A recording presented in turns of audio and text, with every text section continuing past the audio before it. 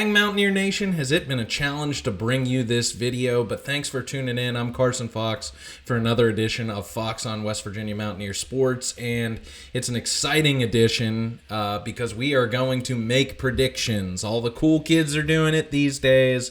I've listened to a lot of them across YouTube and other podcast platforms, so of course I got to weigh in. I've heard a lot from a lot of people.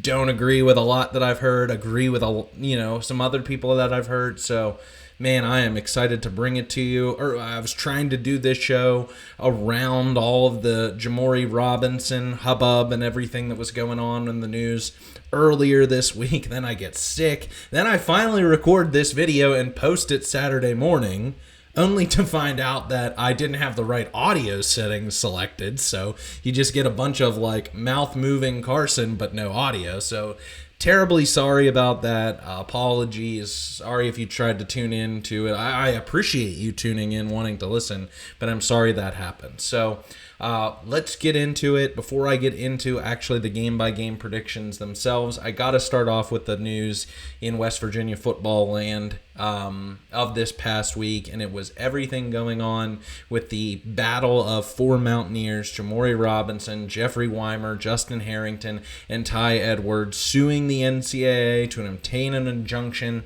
so that they would have immediate eligibility to play for the 2025 season. And although it was a little bit chaotic at times, if you were on the side of the Mountaineer boys, West Virginia's players ended up winning.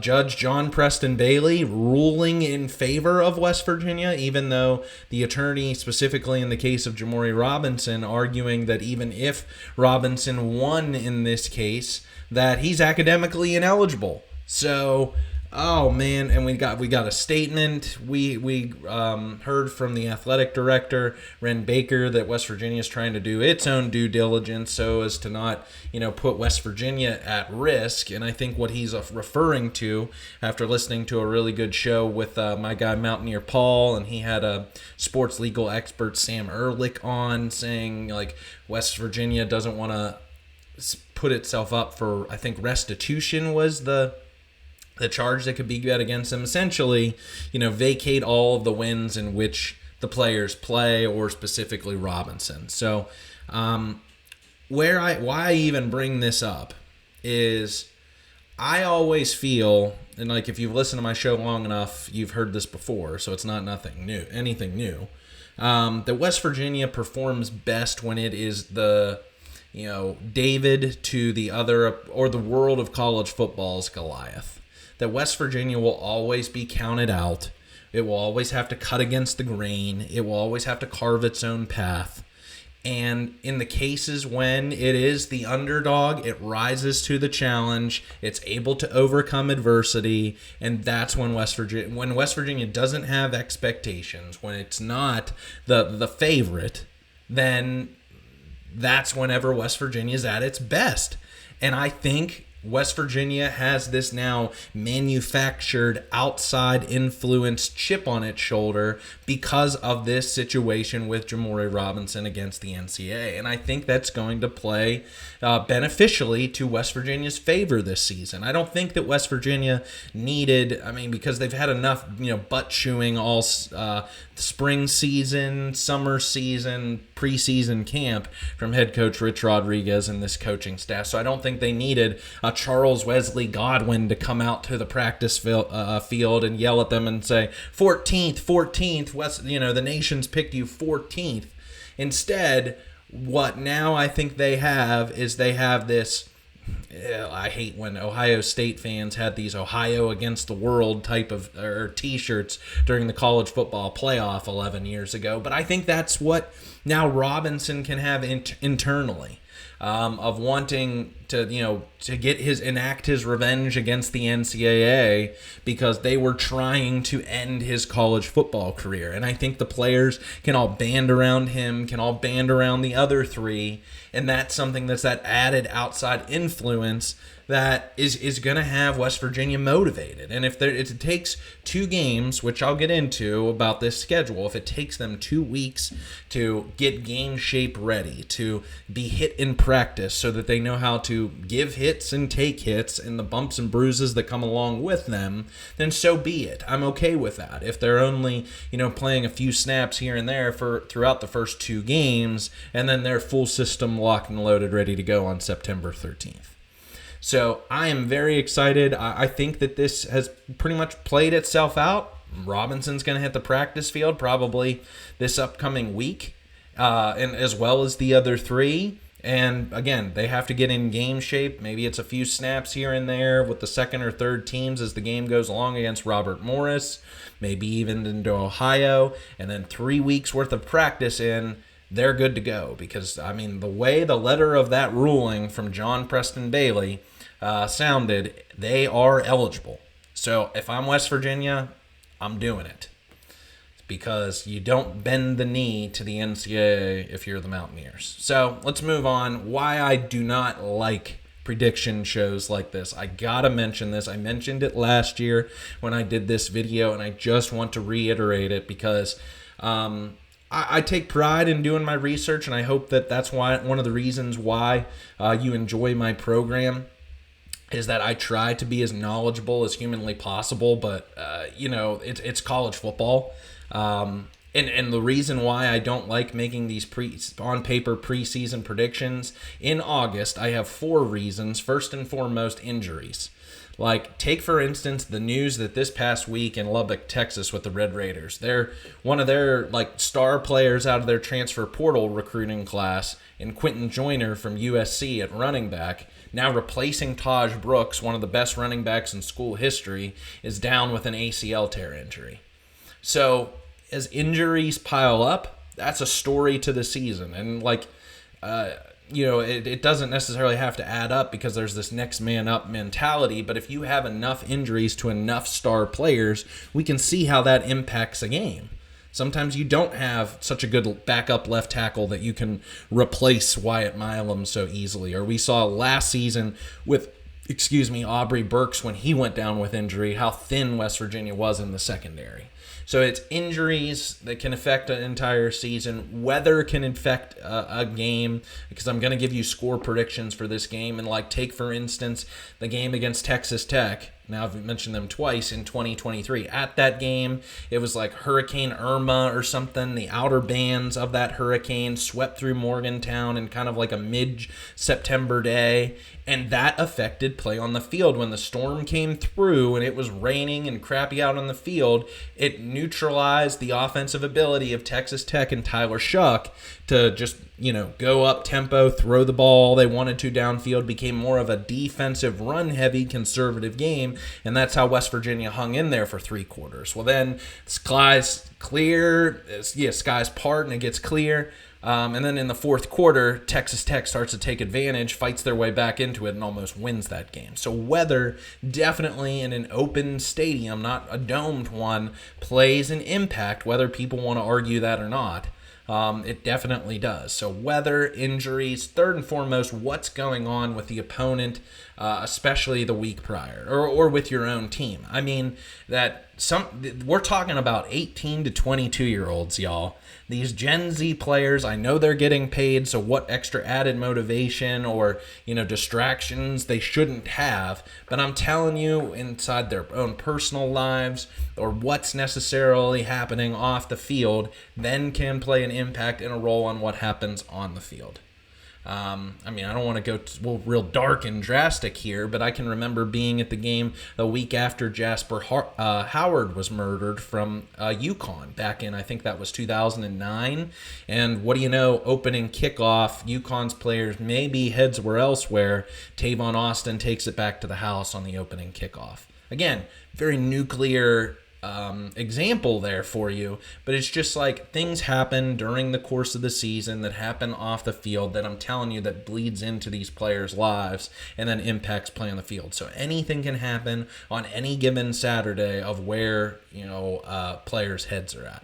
And then 4th, we just don't know until we see. Again, I can read the magazines, we can read all the statistics from last year, look at the returning production, and that's what I'm going to base a lot of this off for this game-by-game game-by-game prediction show, but we just don't know until we see. I mean, and what that really comes down to is a two-part question: is do you trust in the investments that West Virginia football has made since last December? Firing Neil Brown, hiring head coach Rich Rodriguez.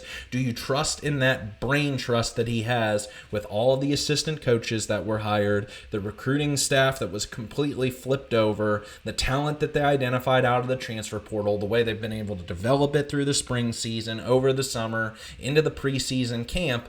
Do you trust that, hard edge movement more so than you do the trust the climb? Odds are you're going to have to say yes, but you might say, hey, Carson, it's going to take time. So then the next part of my question really is, do you think the good outweighs the bad from last season? If we take a look specifically at the roster, yes, absolutely. I'd love for West Virginia to still have Tomas Remax starting on the offensive line, Josiah Trotter at linebacker, Hudson Clement at wide receiver, and even a little less so, Traylon Ray at wide receiver, Johnny Williams also on the offensive line, and Trey Lathan at linebacker. But that's not the case. I just think West Virginia is now much deeper across the board with quality 2s and 3s, that there's not such a drastic drop-off from the 1s like there was the lack thereof depth created under Neil Brown's roster management and the previous regime.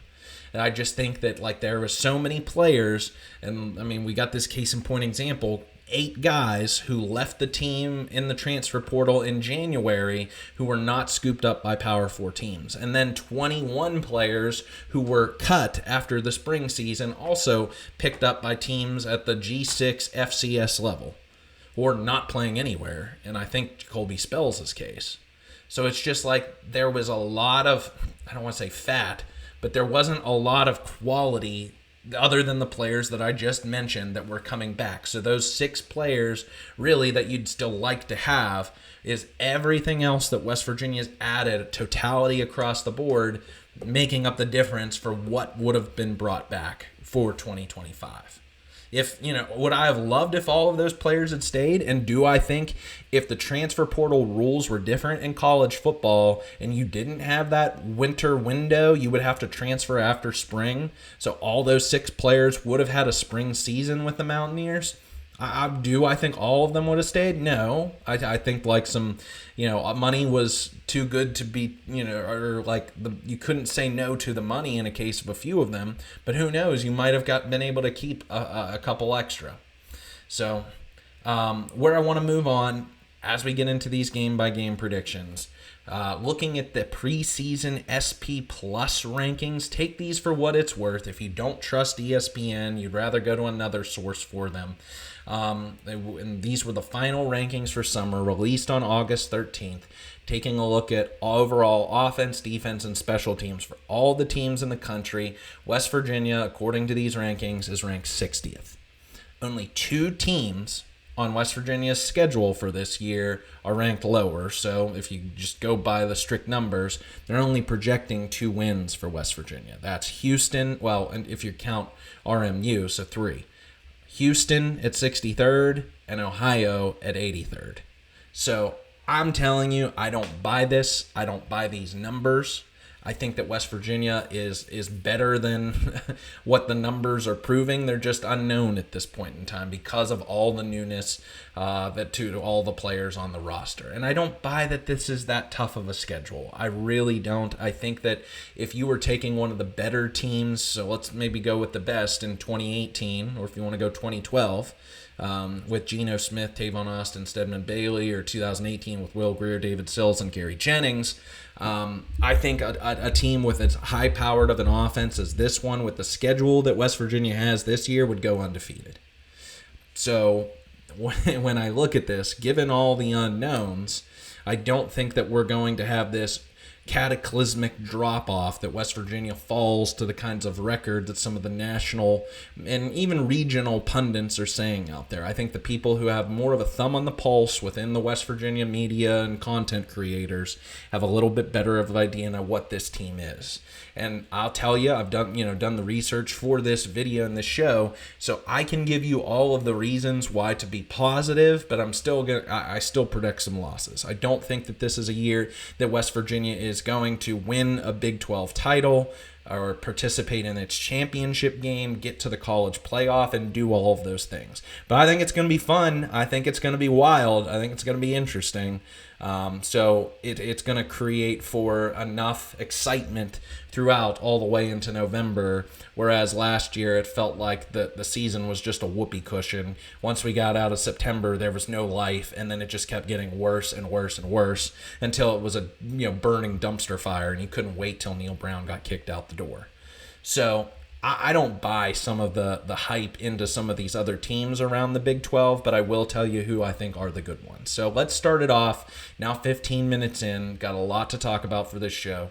Week 1 next week against Robert Morris. I'm going to have that preview show for you Friday morning, so you can tune in before West Virginia kicks off, 2 o'clock Saturday afternoon at home at Milan Puskar Stadium. I think West Virginia is going to come up with an easy victory against Robert Morris. I think just FCS talent. West Virginia has proved over the years that it doesn't lose. It doesn't lose to FCS teams. Yes, William and Mary in 2013 was close. Yes, JMU in 2019 was close. But West Virginia came out on top on both of those tests. And I don't care whether you're trying to work in 80 different players into this game. Robert Morris is not one of these FCS, national contenders or trying to get to a, national playoffs. I think West Virginia will be able to dictate terms on both offensive and defensively. I'm going to say somewhere in the ballpark of about 35-10, whether they score once on, the second team or even the first team.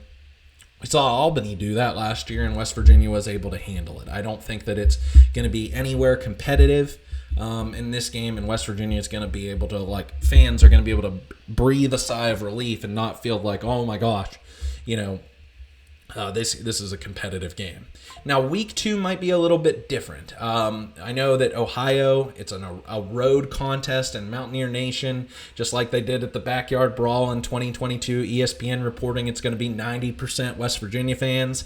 Love that our Mountaineer contingent down in the southern part of the state, southwestern part of the state, going to make that easy travel distance over the border into Athens, take over for this contest. Going to be a fun one. Haven't played them, I don't think, ever. Are returning a pretty talented quarterback in Parker Navarro, but lost their head coach this past offseason, lost a lot of talent to the transfer portal. So even though they had double-digit wins, they're still a MAC quality level team. Beyond Robert Morris, the easiest one that the national that ESPN is ranking for this season. But I do think that as West Virginia is still trying to find this offensive continuity, whether they're at this point in time playing multiple quarterbacks, trying to find their best 11 on that side of the ball, I think we could see a little bit of slowness. I think Ohio will be able to keep it close. I think throughout the first half even, so it's going to be less comfortable than the Robert Morris game. I think similarly to the way that the basketball season went last year, West Virginia looked really good in its home opener. Then they played a little bit tougher of a contest in UMass, and that game was, never in doubt, but it was a little more competitive, a little more challenging. I think that's the way that things kind of built for basketball, and I could see kind of paralleling here. And I'm actually thinking that this is a blessing for West Virginia, the way that the schedule starts off, not facing any Power 5 opponent its first 2 contests. Let this team, especially on the offensive side of the ball, gel, get a little more confidence, beating up on lesser talent, so that then they can go into the Backyard Brawl September 13th at home, and you finally feel like you're a little more solidified. You've now had, 2 weeks of practice in preseason camp, 2 weeks to start out the season, preseason, if you want to call it that, when school starts. So you have, 10 hours worth of practices, 1 week, this past week. So now you have a full week of practice for Robert Morris, Ohio, 2 easier quote-unquote opponents. Now you come into Pitt. So they better be fully locked and loaded, ready to go. And this is one that I just got to say, I'm probably picking with my head, or my heart over my head for this one, because I truly do think that this is the best Pitt team on paper, definitely since that 2021 team that won the ACC conference championship game with Kenny Pickett. But, just kind of look how balanced they are on both sides of the ball. I think Eli Holstein is the third best quarterback that Pitt's had in 25 years.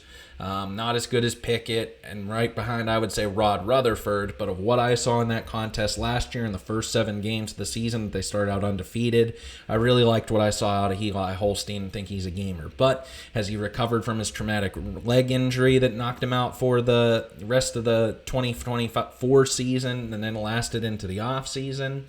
Well, we'll have to see. And then can he hold up in a raucous, wild, crazy Milan Puskar Stadium? I think having college football game day would put it over the top. I think that game's going to be sold out. It's going to be loud. And we saw how, the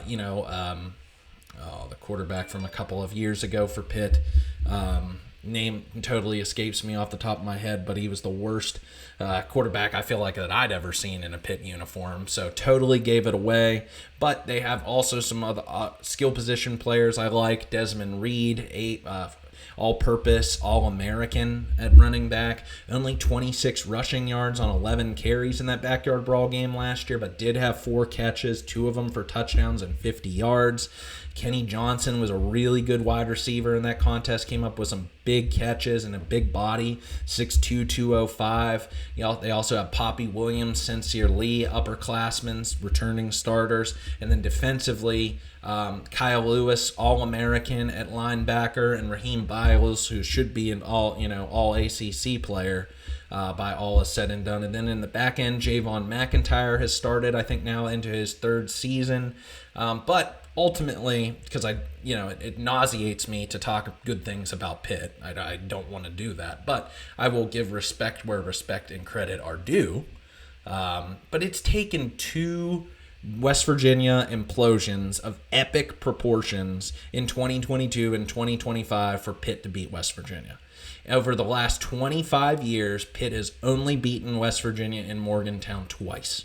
I know there was that 12-year hiatus as Pitt destroyed the Big East Conference and West Virginia was forced to flee to the Big East as Pitt and Syracuse tore off for the ACC. But the only times Pitt won in Morgantown, 2001, Rodriguez's first year in his first stint in Morgantown, and obviously the game that we don't mention in 2007. So I kind of liken this one in somewhat of a respect when Pitt came to West Virginia in 2003, 15th in the country. Now, that was a game that was in November, whereas in September, I don't think Pitt's going to be all the way ranked up at 15th by the time this game starts. But West Virginia just blew that Pitt team out, 52-31. I don't think it's going to be at that high of a scoring. I really don't. I don't get a feel for that. But you get where I'm saying is West Virginia has played good Pitt teams like this over the course of my lifetime, and they've come up with victories like that one. So I definitely think they can do that, even though right now on paper I think it's very comparable in at least overall talent. I feel like between these two teams that you might give an edge at certain positions to the Pitt Panthers. So I think this could be a very low scoring, very conservative offense on both sides for Pitt and West Virginia, looking to see who makes a mistake first or whose defense capitalizes. Like I said, it's going to be very loud. Maybe this is the first game where we get to see Jamore Robinson fully unleashed to chase after Eli Holstein, and he'll come in fresh, ready to go with his hair on fire, and hopefully get 5-6 sacks like Bruce Irvin and Julian. What's his last name? Julian, the other defensive end at that point in time.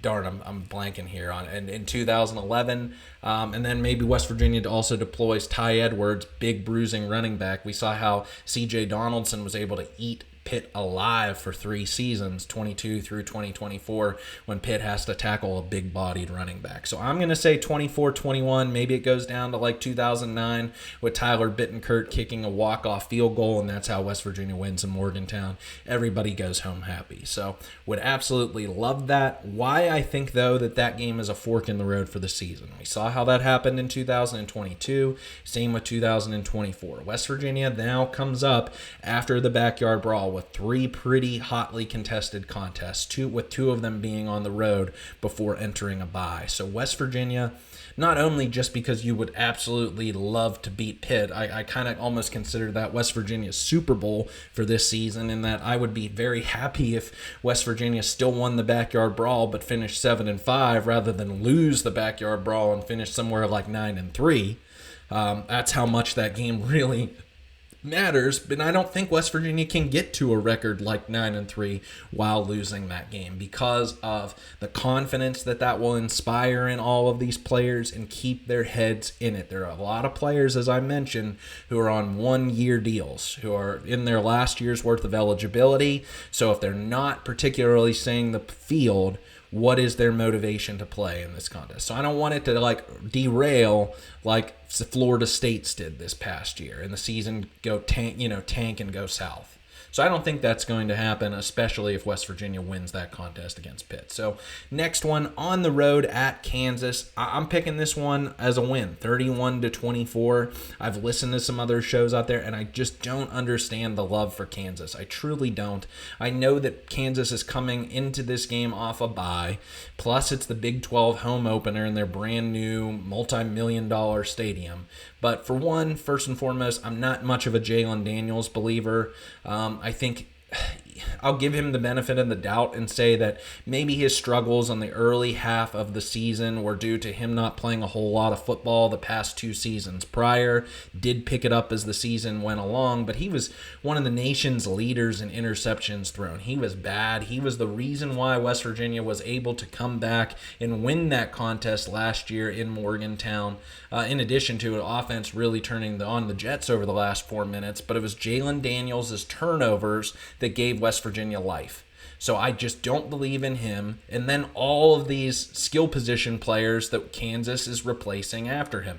No Luke Grimm, no Lawrence Arnold, no Ronnie Skinner, no Jared Casey at tight end, no Devin Neal, your leading rusher in program history. Yes, you returned Devin Highshaw Jr., but I also think that Kansas took a step back offensively last season with Andy Kotelnicki out at Penn State. I just don't think that this offense looked the same as 2023 when they won 9 games, and they weren't able to go to, I think it was Jason Bean instead of Jalen Daniels. I think if Daniels would have struggled and you still had Bean to be able to replace him, you would have done so. So now, what is Kansas going to make of itself? West Virginia is 10-2 versus the Jayhawks since joining the Big 12, and it's taken their second worst team record-wise in 25 years in 2013 for Kansas to do so, and then West Virginia's epic meltdown in Week 2 in 2022 at home after the Backyard Brawl loss that was kind of like a hangover game, and they really didn't know what to expect out of Jalen Daniels in that contest. And then defensively for the Jayhawks, Kobe Bryant, Mello Dotson gone, graduated. I know there will be added motivation for West Virginia transfer linebacker Trey Lathan to do well, but this was a Kansas defense that gave up 15 points in 4 minutes last year in Morgantown. Once Neil Brown and Garrett Green finally put the pedal to the floor, went up tempo, and they were able to score 2 touchdowns really quickly. So I'm not at all afraid of Kansas. I don't think West Virginia should by any means. You can respect them, but if you can go and you beat Pitt the week prior, there should be no reason at all why you shouldn't come out there confident, motivated, and ready to take some heads. Next week, coming back home to Morgantown is where I feel like West Virginia suffers its first loss to fall 4-1. Against Utah, I think Utah is built a little bit differently than these other twos, and especially on the offensive line. Spencer Fano, Caleb Lomu. I think that this is a really good Utah offensive line, and now they've added the skill position players around them after looking absolutely putrid in 2024. Once Cam Rising went down with an injury, and I know that they lost 7 straight Big 12 contests to fall to 5-7, didn't get to bowl eligible, but they went out there, they found a player on the transfer portal that they could afford, and that was a high-quality player, 1,000-yard rusher in Devin Dampier. He's a dual threat at quarterback, Wayshawn Parker as his running back, and they also stole New Mexico's offensive coordinator. So if that, I always live by the adage that it's easier if you have a really good offensive line to build the skill position players around them rather than have these really good skill position players and your offensive line sucks. So if Utah has the foundation with their offensive line, I think they'll be able to resettle it with all of the players that they've added. And then defensively, I mean, look at Kyle Whittingham's Utah defenses over the course of the last 20 years, and they're solid. That they're still going to be somewhere in the top 50 in the country.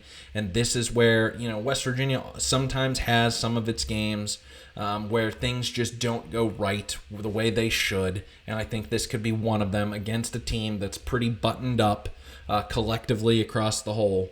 I know anything can happen, but I just think right now on paper, I will take Utah over the Mountaineers, dropping West Virginia to 4-1. Now, moving on next week, had this game, when I saw this game on the schedule, first released in February, I had this BYU game as a loss. I was thinking to myself, oh my gosh, coming off a short week, you're going to be off one of those Friday night kick games in front of 60,000 plus screaming, rabid, completely sober Mormons who are completely high off their swig diet cherry vanilla Cokes. Yeah, if you know of the reference or to the particular show on Hulu talking about swig, Google them, look them up. But I think what changed this offseason for BYU, if you're a BYU fan, it's very unfortunate. The news of Jake Retzloff's departure, hitting the transfer portal, now he's in Tulane. Now BYU is having to go to a true freshman quarterback in Bear Bachmeier. I know he's a guy, I think a 4-star recruit or something, previously committed to Stanford. His brother's on the team as well. But I'm thinking if you have to resort now to a true freshman quarterback, it just sets your expectations a little bit lower for what you think for the season. Also, gone is Darius Lassiter. Gone is Keelan Marion too. Miami in the transfer portal. BYU's ground game resurfaced last year after being completely non-existent in 2023. But how much is running back LJ Martin going to get keyed on again now that they have a true freshman at quarterback? Now, defensively, I think BYU has one of the best linebackers in the nation that no one is absolutely talking about. Isaiah Glasker, 15 tackles for loss last year with 3.5 sacks, 3 interceptions, 4 passes defensed, a forced fumble, and you got to watch out for Tanner Wall in the secondary with his 3 interceptions from last year. But overall, I really do think that BYU was collectively destined for regression after really soaring high last year and maybe playing above their potential or overachieving. But they would only be able to overcome that and kind of level out if Retzloff was able to pick up his offensive game, spread the ball out more, level up, and make these wide receivers better. Now that he's gone, I think this is completely a winnable matchup for West Virginia if West Virginia can handle that road environment. Because again, it's a long distance to Provo, Utah, from Morgantown, West Virginia. I don't know why these two teams are in the same conference. And the other thing is the altitude. Probably no one's going to talk about with this, or at least until build up of that game week. 4,700 feet up in the air is Lavelle Edwards Stadium. I've been 4,700 feet myself in northern Arizona, and let me tell you, you walk upstairs and it feels like you're going to have a stroke. So the difference in sea level, whereas Milan Puskar Stadium somewhere around 1,000 feet above sea level, for anyone who's never experienced that before, the difference in the density of oxygen up there you see when players play at Denver Mile High Stadium. So can West Virginia handle the altitude in playing in that environment? That's something I don't think anyone's talking about. But can they handle it? I'm going to say yes, and I think West Virginia picks up another road win here in this stretch to get to 5-1 heading into their bye week. Who knows? Maybe we're talking about West Virginia sitting right on the precipice of being nationally ranked for the first time since Dana Holgerson was the head coach in Morgantown. So week 7, a bye. Going into week 8, another road contest. I think West Virginia is going to be able to slap around UCF. I don't buy them at all. Anything about it. I think that UCF was probably blindsided a little bit. given the investment and extension and all the chips that they were putting into Gus Malzahn of hoping that he would be a program builder, that he could kind of plant his flag there in Central Florida and maybe not get the same kind of Florida recruits that Florida State, Miami do, but he's going to battle against those teams in the southeastern part of the United States and be able to raise their profile higher than what they were in the American. But I have not bought them. I've not bought Houston. I've not bought UCF. I've not bought Cincinnati. BYU, a little bit because of their national brand, older players play tough, aggressive football, but I don't think that these three adds were worthy of adding to this conference. They were just out of necessity. So I don't buy UCF as a program. I don't think it was a super serious hire in Scott Frost, the way he plummeted and was one of the worst coaches in the country going back home for him to Nebraska. So now he comes back to UCF and they're not playing against American conference competition anymore. Now, have they done okay in recent years in recruiting? Yes, but how many of those players, I didn't look this up going away for this show, but how many of those have hit the transfer portal since then? I just don't buy UCF right now as a program. They have to show it to me. They have to prove it to me, and they're starting from the bottom. They're trying to rebuild this roster, start out with a brand new quarterback, no RJ Harvey to lean on. So I think West Virginia can win this one by 3 touchdowns, as the cool kids like to say on Twitter. I'm going to say 38-17. West Virginia wins easily. This is when, at 6-1, I think they're definitely getting into the national rankings at this point, even though they probably haven't beat a ranked opponent. So next week, this is where the rubber's going to hit the road. And I think like the Pitt game, this could be another fork in the road for how the season could go. Because I think this is an important one. Homecoming, late October. Don't know what the weather's going to be like at that point in time in the season. But playing the TCU Horned Frogs. And TCU. It was nice not having to play them last year. I think this is really a 50-50 game because TCU plays West Virginia really well in Morgantown. And now they return quarterback Josh Hoover, who passed for nearly 4,000 yards a year ago. Now, TCU really has to show it has replaced its cast of wide receivers because gone are Jack Beck, gone is John Paul Richardson, Savion Williams, and Drake Dabney at tight end. But they brought in an old Mountaineer killer. Hate this guy. Joseph Manjack IV from Houston. Remember him from 2 seasons ago, Mountaineer Nation. And they still return Eric McAllister, their second leading receiver out of that cast from this past year. So he's got some wide receivers to throw to it, for Hoover to throw to. I think it would do well for West Virginia in this game if there were rain. TCU didn't run the ball very well last year, and they didn't make a splash in the transfer portal for a big-time wide receiver. So I think they're going to want to try and go with a similar setup and use the pass to try and set up the run. So if you can neutralize the passing attack, I think that would help West Virginia, but we'll see. Where I'm leaning TCU and going with them in this game, 38-30, is they brought back the core of their defense. The top 5 of their 7 tacklers from 2024, including Devin Deal, who had 10 tackles for loss and 5.5 sacks, as well as Bud Clark at safety, who had 3 picks, 3 passes defensed, a forced fumble, and 67 tackles.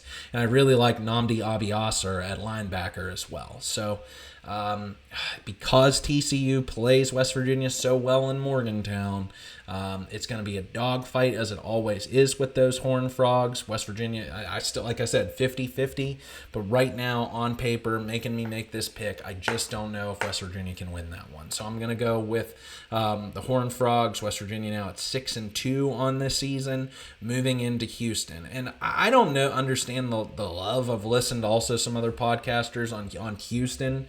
No Jeremiah Wilson, poached out of the portal. No A.J. Halsey, poached out of the portal. That made up 9 of Houston's interceptions last year, had a better defense than they did in offense. That was absolutely putrid. Finally went away from Donovan Smith at quarterback, leaned towards Zeon Chris at the end of the season. And Houston kind of picked it up. But now they go into the transfer portal and pick out Connor Wegman. What? I don't get it. I didn't believe in him, or he didn't figure it out at Texas A&M. All obviously replaced. I think by this point in time in the season, once again, Houston's going to go back to Chris, try and use him as more of a running back threat, add to that running back element or running element to their offense. And on the opposite side of the ball, it's not like Houston made these dramatic additions in the transfer portal like a team we're going to talk about in Colorado did. Michael Batten, their leading tackler, is gone. So I think as long as West Virginia doesn't get caught up in what happened at Houston a couple of seasons ago, nobody's in the stands. We're talking about a 10,000 person crowd. I know that was a Thursday night contest versus Saturday night or Saturday game. So if they're still inspired, their head is in the game, they come out there with a take no prisoners approach, start fast, don't start slow like how Neil Brown did for a half, and let Houston linger in the game, I think West Virginia can win that game by 10 points. So a two-score game. West Virginia wins another road contest, 7-2 on the season. Liking where they're at going into the home stretch in November. So penultimate game at home against Colorado. Very interesting team to figure out. I feel like Colorado. I think I got to talk about a few things with the Buffaloes. For one, and what everybody's talking about is there an obvious progression or regression back to the norm for Colorado now that their Heisman winner Travis Hunter is in the NFL and Shedeur Sanders is also in the NFL?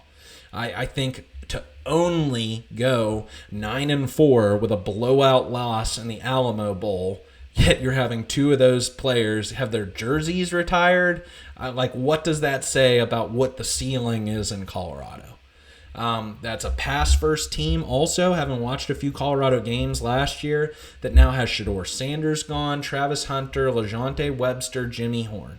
So who's replacing those receivers? And now you have a run-first quarterback in Caden Salter from Liberty running your offense. Do they go to Juju Lewis? By this point in time in the season, we don't know. But he's a true freshman. So coming all the way from Colorado to Morgantown, West Virginia, I do think Colorado invested in their offensive line during this offseason. They do have their 5-star, one of the best in the country, in Jordan Seaton at left tackle. Just a sophomore, but then they went out there and they added around him with four out of the transfer portal to bolster that offensive line. So I don't think they're going to fall off, but what's the identity? What is the identity of this offense with all that they're trying to replace? And is Salter, a Sanders 2.0? I doubt that. So then defensively, they only have one of their top 7 tacklers returning, but Colorado does have a cornerback, really solid one, in DJ McKinney, paired with safety Preston Hodge, who combined the two of them for 5 interceptions last year.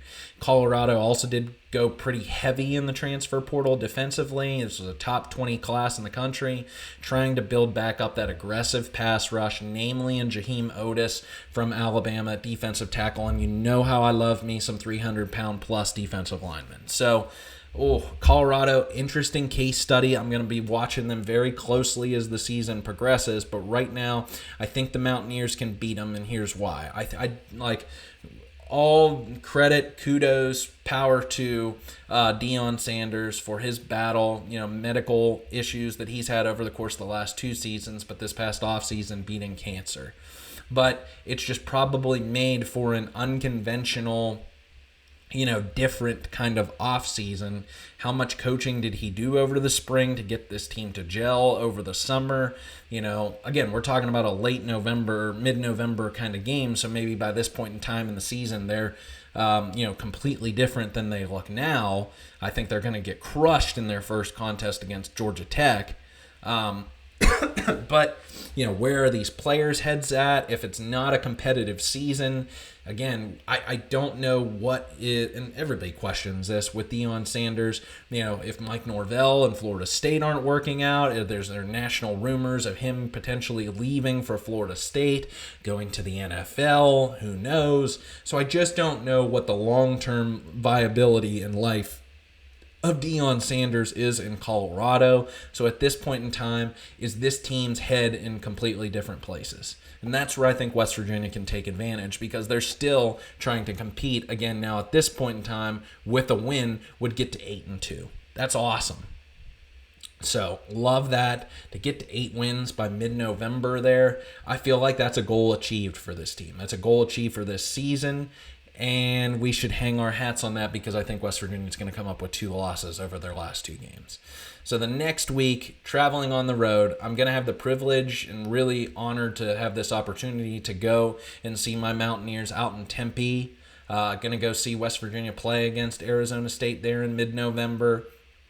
And I think it can be a competitive one, but man, a lot of returning production for Arizona State on the defensive side of the ball. Have the Big 12's preseason quarterback on their preseason list in Sam Leavitt, Jordan Tyson, one of the best receivers in the country. I think if Kenny Dillingham, who was, I think, with this whole team a year ahead of schedule, can get better in year 2, improve in some areas that needed to be improved upon, I think Arizona State is once again going to be a Big 12 championship contender. I picked them preseason number 1 going into the season, from a powder rating standpoint. So they have the roster, they have the talent to be able to do so.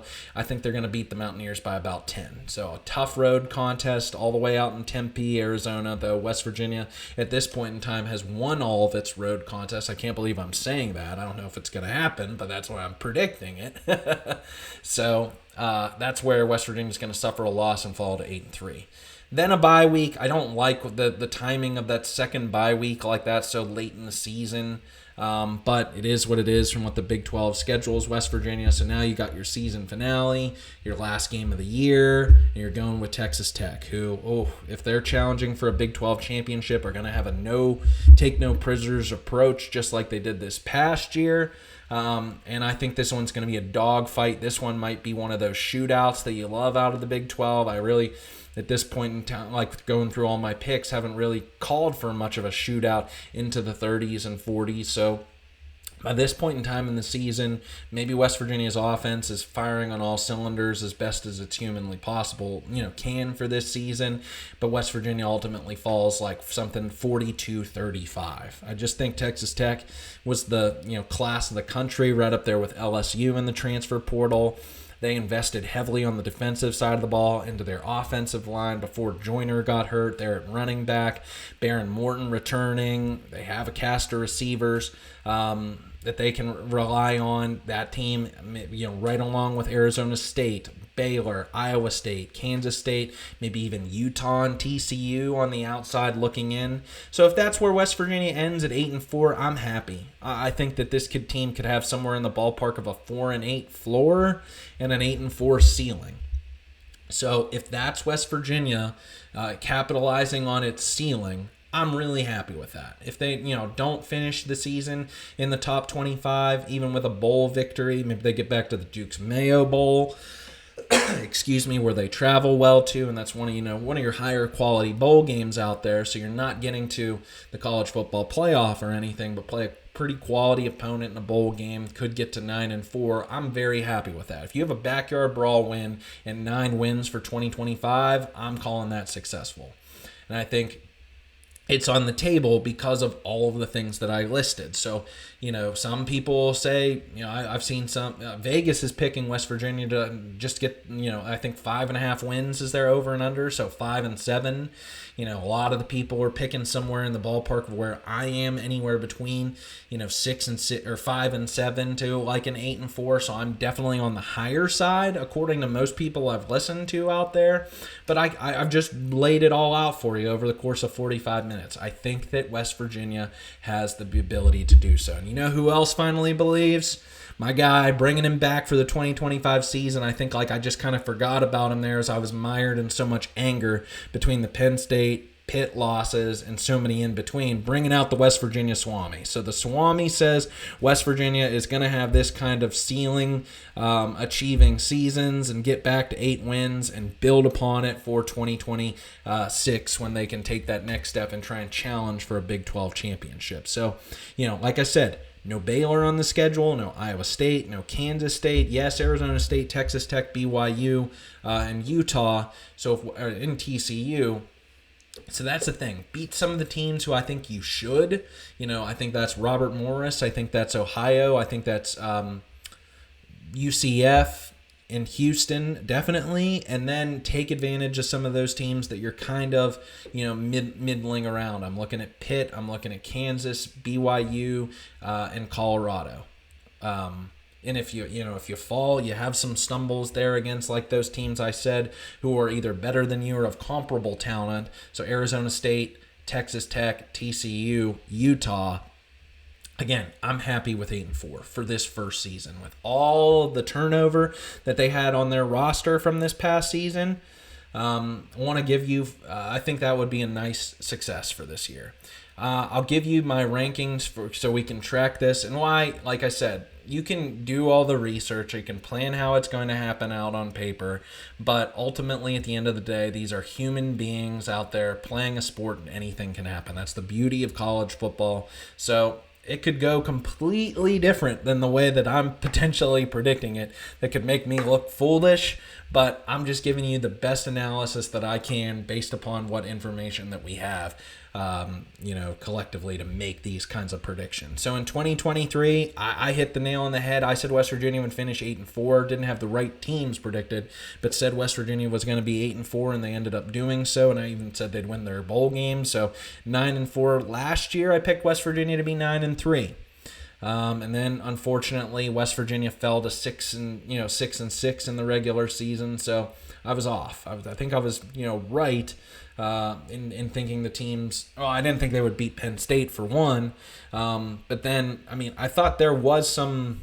I was really happy, even not losing the Backyard Brawl threw me for the season, but then to come back, beat Oklahoma State on the road, beat Kansas, beat Arizona, 3 teams coming into the season I thought would be top 25.